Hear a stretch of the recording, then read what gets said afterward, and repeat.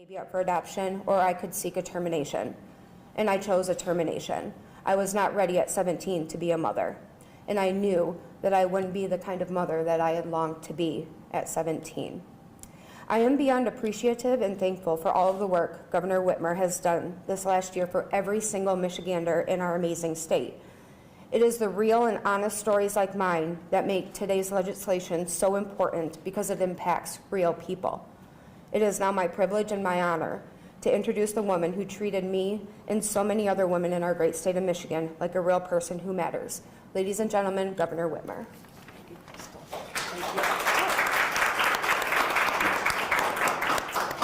Well, thank you.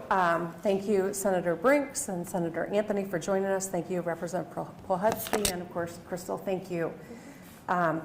Today, I am signing the last of the RHA bills that came to my desk so that we can ensure that every Michigander has the freedom to make their own decisions about their own body.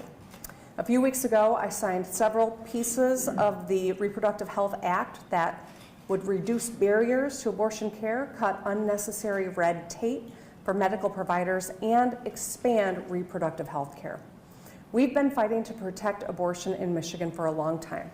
But when Roe v. Wade was repealed last year, our fight took on a whole new level of urgency.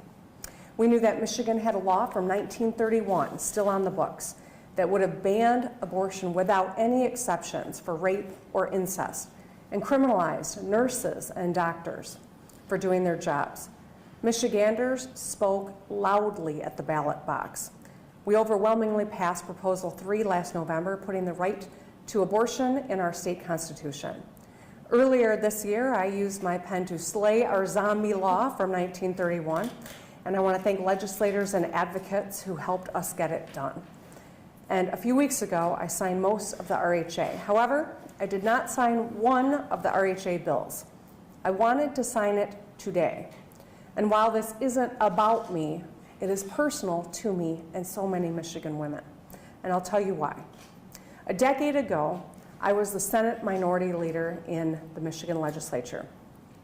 10 years ago to the day, December 11th, 2013, the state legislature was voting on a bill that required patients to buy a separate insurance rider for abortion to pre-plan for an unexpected event.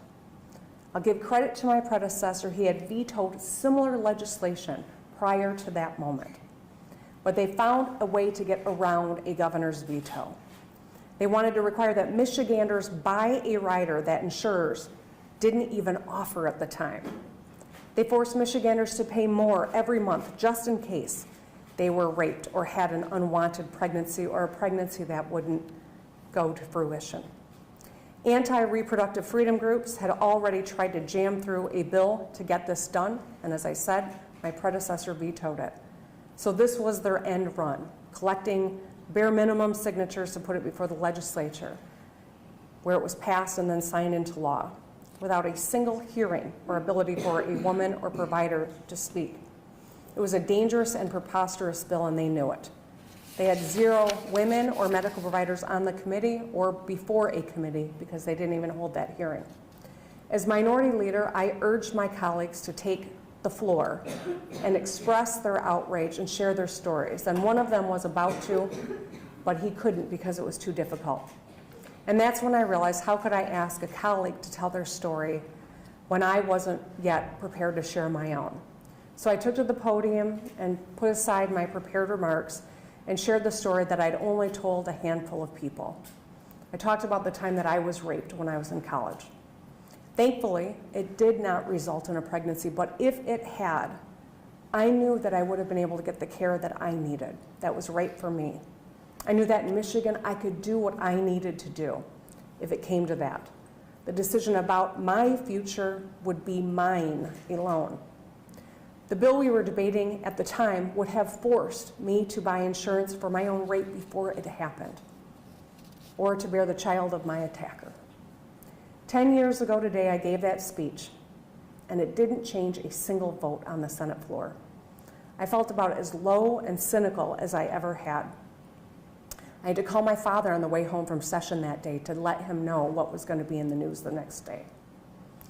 But by the time I got to work the next morning, the drive from East Lansing to Lansing, it's a short one, in that time, hundreds of people called and faxed and emailed my office to share their support or to share their own story.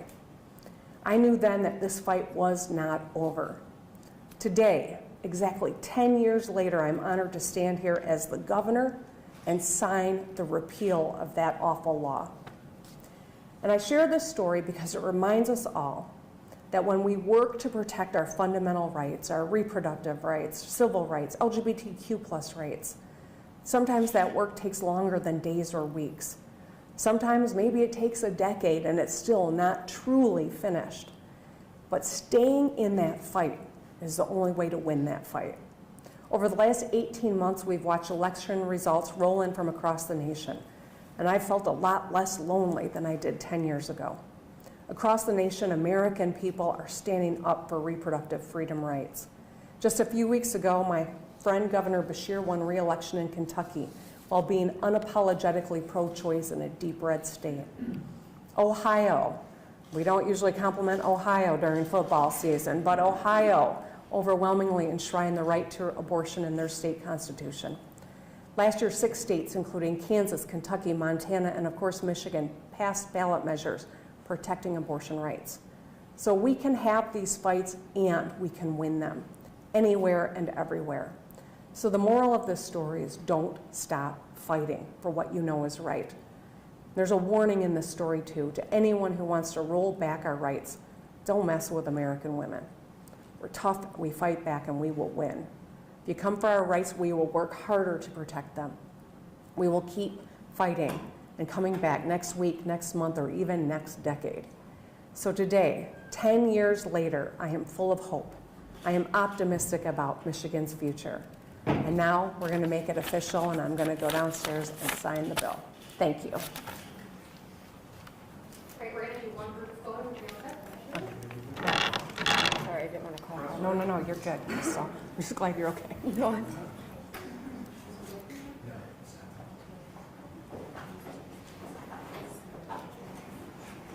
Attendees, if we could have you guys stay here just Follow for a moment. this way, Crystal. And we'll have our staff walk you all out to the